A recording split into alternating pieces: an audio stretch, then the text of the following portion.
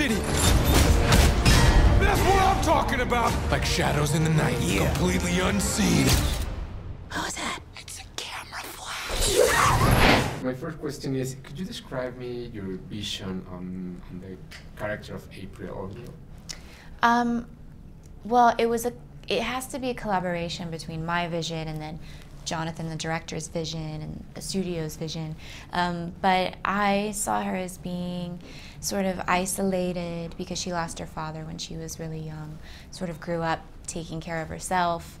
And she's in this sort of what seems to be a cutthroat industry in the news industry where no one's taking her seriously. And she ends up coming across this story that is a huge story, but it's crazy. And so she spends much of the movie trying to convince everyone, like, what I'm seeing is real, and you have to believe me. And then towards the end of the movie, she gives up on the story because she falls in love with the turtles. There was a lot of backlash in the news when you quit or stopped working with Michael Bay. How was working again with him as a producer now? He had a lot to do with casting me, actually, in this movie. And he wasn't on set a lot because he was filming Transformers 4. But I had a really good experience of him. He's really great with me, and I feel like we have a special relationship now, and we really know each other. And you know, he even did things like at one point, we thought we were going to have to work 6-day weeks, and I was really stressed about that because I had a baby, and I didn't only want to have 1 day off. And Michael stepped in and was like, no, no, no, she has to have 2 days off. She has to be able to be a good mom. So he was really on my side and like made the process easier for me. Okay, and there was a lot of backlash before the movie was even starting to film. Yeah. From the fans and everyone, because everybody seems to love and hate Michael for the productions. How was working with that pressure for you? You know, I think people complain a lot about things that you don't need to complain about, because you can complain and say you don't like his movies, but somebody likes his movies because they make billions of dollars. So it's easy to nitpick something, and you just have to let it roll off your shoulders. Like, I understood that there's gonna be that hardcore fan base of like bloggers and whatever. There's gonna be a lot that they don't like until they see the movie. And then I think once they see the movie, they're gonna forget about everything they were complaining about and come around and realize that it's just a super fun, good action movie.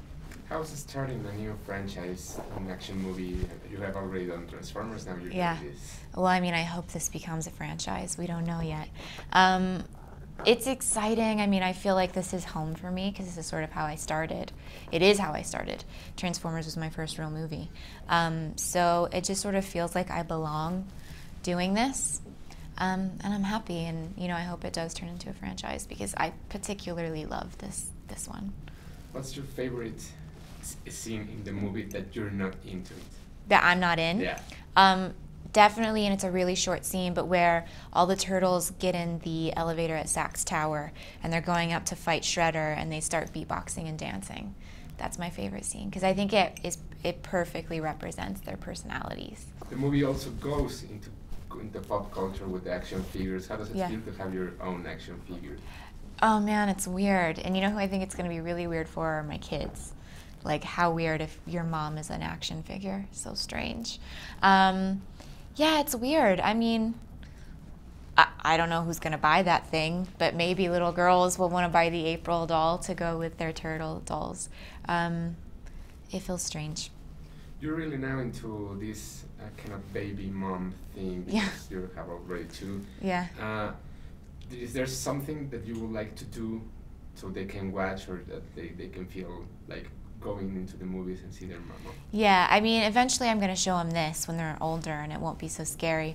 But you know who did something perfect was Will Arnett, because he's the voice of Batman in the Lego movie. And that must be so amazing for his kids that that's Daddy and he's also Batman. And so something like that would be really cool, like an animated movie that you know, because you know kids watch animated movies over and over and over and over again. So yeah, I would like to do that, I think.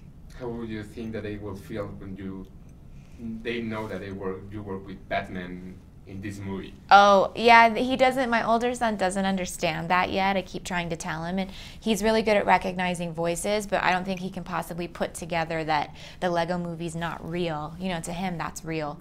But I think he'll think that that's really awesome because he's obsessed with that movie. It's his favorite movie.